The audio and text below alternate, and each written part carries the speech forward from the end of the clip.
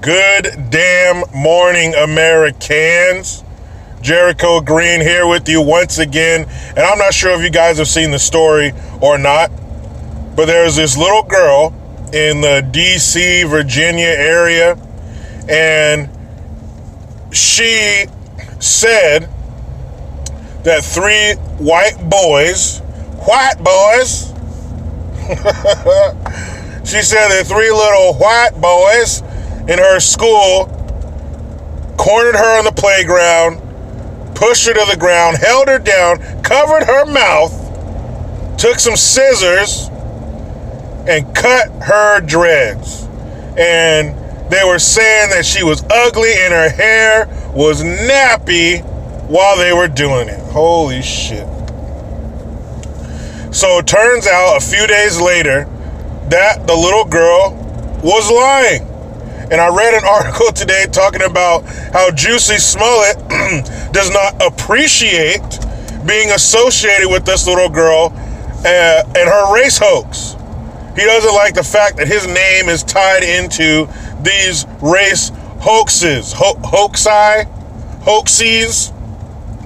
Well, of course they are, you fucking dummy. You started all this. No, wait, I take that back. He didn't start it, but he definitely revived it. He definitely took advantage of a certain situation and a certain set of feelings that are held by people in this country, but he didn't start it. I mean, who knows who started it? I mean, you can go all the way back to the 80s with Tawana Brawley. Google that shit. You want to talk about a fucked up hoax? That's beyond a hoax. What does that word even mean in these situations? These aren't hoaxes. These are putting people's lives and livelihoods in danger. But he didn't start it. Google Tawana Brawley. That's some crazy shit. You'll be reading that story like, I guarantee it. So, this little girl did that. One thing I do like about this situation is the way her family responded to it. I didn't hear anything mentioned about her father, her mother and father. I'm just saying. But whoever's raising her, the apology they put out sounded sincere. To me, from what I've read and everything, it seems like maybe her guardians, her parental figures weren't in on it. Why this little girl would hatch this plan, I don't know. Could it be some juicification that gave her the idea to do this? I mean, that should be the new word. Instead of being punked, which is actually a word, we've been juicied. When it comes to these fucking race hoaxes or whatever, you've been juicied. And you notice, because it was about 3 days between the girl, the story getting out and her admitting that she was lying. There's about 3 days in there. That's plenty of time for the special ops of slave catchers and race pimping to hop on a plane. Matter of fact, you don't even need a plane. Those fools are in DC or New York. It was right there. You hop in a car, get right over there. But you didn't see that. You didn't see the Al Sharptongues over there. You didn't see them down there rallying and rioting and fucking protesting. Because even they're gun shy about these race hoaxes being, they didn't want to be juicy. They did not want to be juicy. They didn't want to get out there, put all their support behind this little girl, even though the story was right up their ass. I mean, their alley. White kids are the perpetrators, or white people are the perpetrators. The victim was black.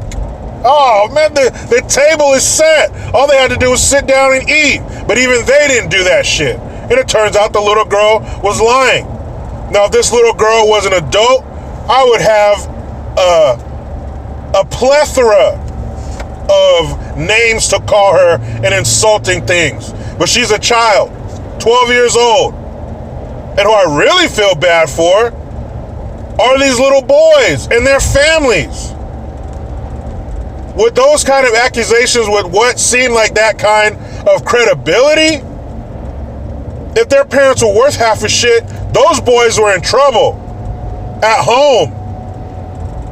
The talking to they got, the shame and disappointment of their parents, despite them saying, we didn't do anything.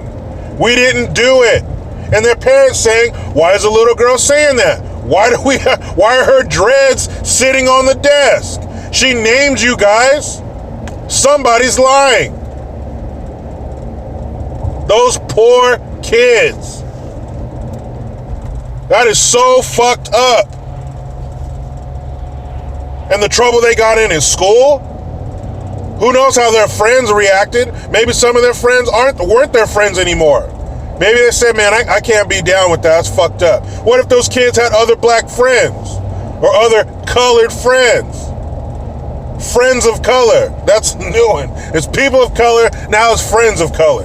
So what if these little boys had friends of color? The words that were exchanged, the disappointment those friends felt, that's fucked up. Now, I don't know what's going to happen to this little girl. Something needs to. She does need to be punished. You are 12. You know better. But this is the environment that has been created by these juicies. And not just that, not just idiots like him. These idiots that push that shit. These idiots, these news outlets, these mainstream mediocres that jump on this shit as soon as they hear it. As soon as they hear it. It's on. It's everywhere. Had the shoe been on the other foot, you wouldn't hear shit. Anybody hear about that special needs white kid that was kidnapped and tortured by those black people? Anybody hear about that? Did Donna Lamone, that greasy lip bitch, talk about that? There's that dude, what's the dude's name on MSNBC? Little cut, wears nice suits. What's his name? Probably got a fat dick. Oh yeah, Ricky Maddow. You didn't hear Ricky Maddow saying shit. But if the shoe is on the right foot, oh man, everybody's all over that shit. That's fucked up, man. I feel bad for those little boys. I feel bad for their families. Luckily, the girl came forward and told the truth. But why would she think that's okay? Like I said, didn't mention anything about her mother and her father. Because I tell you what, if my daughter came home and told me that, I probably would believe her. But if I found out she was lying, and I put that kind of support and trust and belief in you, oh yeah, there's gonna be a fucking problem for sure. I remember doing that when I was a kid. I don't remember what I did.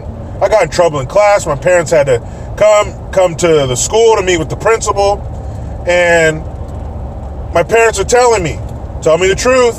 I'm gonna go to bat for you. You better tell me the truth. Oh, I'm telling the truth. Guess what, people? I wasn't telling the truth. So my parents get there, going to bat for me, getting ready to get on the teacher and the principal, and it turns out I was lying. So I'll leave it to your imagination what happened to me when I got home. And that shit was like in the morning. So my parents left and I stayed at school. So all day, I'm thinking of what's going to happen. I probably took like 6 years off of my life just out of stress of taking that ass whooping when I got home. But man, what more can you say? It's fucked up. I'm glad the little girl came out and said something. Juicy Smollett, you fucking idiot. Of course you're going to be attached to things like this forever. You fucked it up for everybody. You're like the Adam of Adam and Eve. Man, you fucked it up for everyone. You dumbass. No, how dare you have the nerve to say you don't appreciate. Motherfucker, let me tell you what we didn't appreciate. You fucking asshole. I'm sorry, I didn't mean to call you your favorite food, but you are. Got those fucking people involved, those cops working overtime to solve your dumbass case, taken away from their family and their time. They could have been doing something else. They could have been relaxing. They could have been off. They could have been resting. They could have been working real cases, you fucker. And you're going to say, I don't appreciate that. Man, please. Every damn fake-ass race hoax from here on out is going to be attached to your dumb ass. You did this to yourself, Juicy. And now we're out here getting juicied. Oh, what a dumbass. Anyway, people, let me hop in this damn rat race. But you know how it goes. I try to be done with the left, but they just won't let me. Please, subscribe, hit that notification bell, because every time that bell rings, a piece of shit liberal cries.